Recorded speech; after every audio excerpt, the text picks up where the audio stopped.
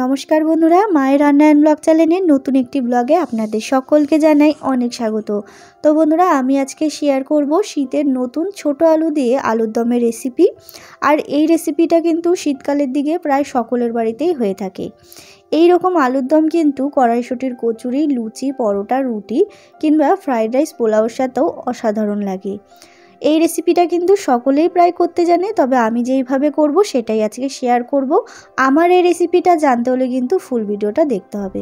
তো চলুন ঝটপট শুরু করি। তার আগে যারা এখনও আমার চ্যানেলটা সাবস্ক্রাইব করেননি তারা সাবস্ক্রাইব করে পাশে থাকা বেল আইকনটা ক্লিক করে রাখবেন। তো দেখতেই পাচ্ছেন এখানে আমি নিয়েছি 1 কিলো পরিমাণ নতুন ছোট আলু। আর বলে দিই এখানে কিন্তু আমি সম্পূর্ণ রেসিপিটা নিরামিষ পদ্ধতিতে করব। এদিকে কিন্তু সরাসরি গ্যাসে আমি আগে থেকেই কড়াইয়ের মধ্যে জল গরম করে রেখেছিলাম। তার মধ্যে দিয়ে দিলাম আমি পরিমাণ মতো লবণ। লবণটা দিয়ে আমি দিয়ে দিচ্ছি আলুটাকে দিয়ে কিন্তু আমি খুব ভালো করে সেদ্ধ করে নেব। এদিকে আমি কিছু মশলা তৈরি করে নেব। নিয়েছি টমেটো, কাঁচা লঙ্কা এবং আদা। এই মশলাটাকে কিন্তু আমি মিহি করে একটা মিক্সিং জারের মধ্যে দিয়ে পেস্ট করে নেব। সমস্ত মশলাগুলো কিন্তু খুব সুন্দর করে পেস্ট করে নিতে হবে। এদিকে আর একটু মশলা আমি পেস্ট করব। নিয়েছি এখানে 4 মগজ, টক দই এবং কাজু বাদাম, আর নিয়েছি পোস্ত। এবার মিহি করে পেস্ট তৈরি করে নিয়েছি, দেখতেই পাচ্ছেন। আর এদিকে কিন্তু কাঁচা লঙ্কা, টমেটো আর আদাটাও কিন্তু পেস্ট তৈরি করে রেখে দিয়েছি। আর এদিকে কিন্তু কথা বলতে বলতে দেখুন বন্ধুরা আমার কিন্তু আলুটা একেবারে সেদ্ধ হয়ে গেছে। এরপর সরাসরি গ্যাসে একটি কড়াই বসিয়ে দিয়েছি। কড়াইয়ের মধ্যে দিয়ে দিলাম আমি বেশ খানিকটা পরিমাণ সর্ষের তেল। পুরো রেসিপিটা কিন্তু আমি সর্ষের তেলেই করব, আর একটু তেলটা বেশি করে দিতে হবে। এরপর তেলটা গরম করে নিচ্ছি। তো দেখুন বন্ধুরা তেলটা গরম হয়ে আসলে দিয়ে দিচ্ছি পরিমাণ মতো লবণ। পরিমাণ মতো লবণ দিয়ে আমি এখানে আলুগুলো একটু ভেজে নেব, মানে সেদ্ধ করা আলুগুলো একটু ভেজে নেব।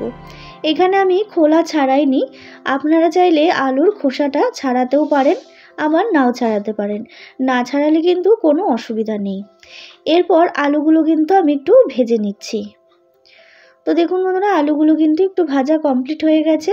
এরপর দিয়ে দিচ্ছি একটু হলুদ গুঁড়ো। হলুদ গুঁড়োটা দিয়ে কিন্তু আমি আবারও আলুটাকে একটু নাড়িয়ে চাড়িয়ে নিচ্ছি, দেখতেই পাচ্ছেন। তাতে কিন্তু একেবারে মনে হবে যে আলুটা ভাজা হয়ে গেছে। তারপর আলুগুলো ভেজে তুলে রেখেছি। তারপর ওই তেলের মধ্যেই আমি দিয়ে দিচ্ছি গোটা গরম মশলা, আর দিয়ে দিলাম শুকনো লঙ্কা ফোড়নের জন্য। এবার ফোড়নটাকে একটু ভেজে নিচ্ছি। তো দেখুন বন্ধুরা ফোড়নটা একটু ভাজা হয়ে গেলে দিয়ে দিতে হবে কাঁচা লঙ্কা, টমেটো এবং আদা পেস্টটা। এবার মশলাটা দিয়ে কিন্তু আমি একটু নাড়িয়ে চাড়িয়ে সামান্য একটুখানি কষিয়ে নিচ্ছি, যাতে মশলার কাঁচা গন্ধটা একটু চলে যায়। তো দেখুন মশলার কাঁচা গন্ধটা চলে গেলে তারপর দিয়ে দিচ্ছি আমি জিরে গুঁড়ো, দিয়ে দিলাম পরিমাণ মতো হলুদ গুঁড়ো, এরপর দিয়ে দিচ্ছি পরিমাণ মতো লবণ, আর দিয়ে দেব পরিমাণ মতো লঙ্কার গুঁড়ো। আপনারা যে যেরকম খাবেন ঝাল সেই পরিমাণ লঙ্কার গুঁড়ো দিয়ে দেবেন। আর দিয়ে দিলাম আমি কড়াইশুঁটি। কড়াইশুঁটিগুলো কিন্তু আমি ভাজিনি, কড়াইশুঁটি ভাজলে কিন্তু একেবারে চিপসে যায়, তাই কড়াইশুঁটিগুলো একেবারে মশলার সাথে কষিয়ে নিয়েছি। তো দেখুন বন্ধুরা মশলা দিয়ে কিন্তু বেশ অনেকটা পরিমাণে তেল ছেড়ে দিয়েছে। এরপরে দিয়ে দিলাম আমি 4 মগজ, টক দই, কাজু বাদাম এবং পোস্তর যে পেস্টটা তৈরি করেছিলাম সেই পেস্টটা। এবার আবারও একটু কষিয়ে নিচ্ছি। তো দেখুন বন্ধুরা একটুখানি কষিয়ে নিয়েছি মশলাটাকে।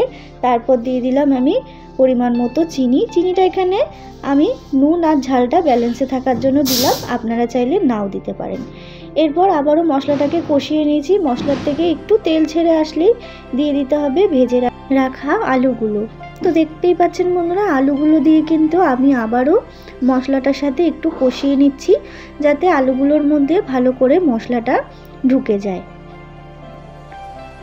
তো দেখুন বন্ধুরা আলুগুলো দিয়েও কিন্তু আমার মশলাটা কষানো কমপ্লিট। দেখতেই পাচ্ছেন কত সুন্দর করে মশলা দিয়ে কিন্তু তেল ছেড়ে দিয়েছে। এরপরে দিয়ে দিলাম আমি সামান্য পরিমাণ জল। আমি এখানে গ্রেভি তৈরি করব, তাই জন্য একটুখানি জলটা দিলাম। আপনারা চাইলে ওরকম কষা কষাও তুলে রাখতে পারেন। তো দেখুন বন্ধুরা এবার একটু ঝোলটাকে আমি একটু ফুটিয়ে নিচ্ছি। তো দেখুন বন্ধুরা ঝোলটা কিন্তু খুব ভালো করে ফুটে এসেছে আমার। এরপরে আমি দিয়ে দেবো 1 চামচ মতো ঘি। দেখতেই পাচ্ছেন 1 চামচ ঘি দিয়ে দিলাম। আর দিয়ে দেবো আমি একটু কাসুরি মেথি।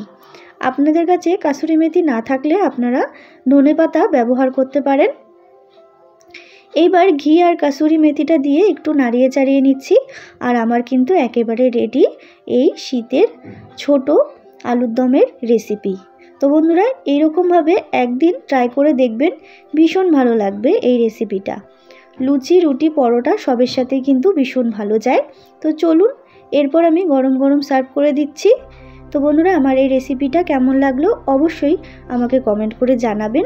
ভালো লাগলে অবশ্যই একটা লাইক করবেন, শেয়ার করবেন। আর যারা এখনও আমার চ্যানেলটা সাবস্ক্রাইব করেননি, নিত্য নতুন ভিডিও দেখার জন্য আমার চ্যানেলটা সাবস্ক্রাইব করে আমার পাশে থাকবেন। দেখা হবে নতুন একটি রেসিপির সাথে, নতুন কোনো ব্লগে। ততক্ষণের জন্য ভালো থাকবেন, সুস্থ থাকবেন এবং নিজের শরীরের খেয়াল রাখবেন। ধন্যবাদ।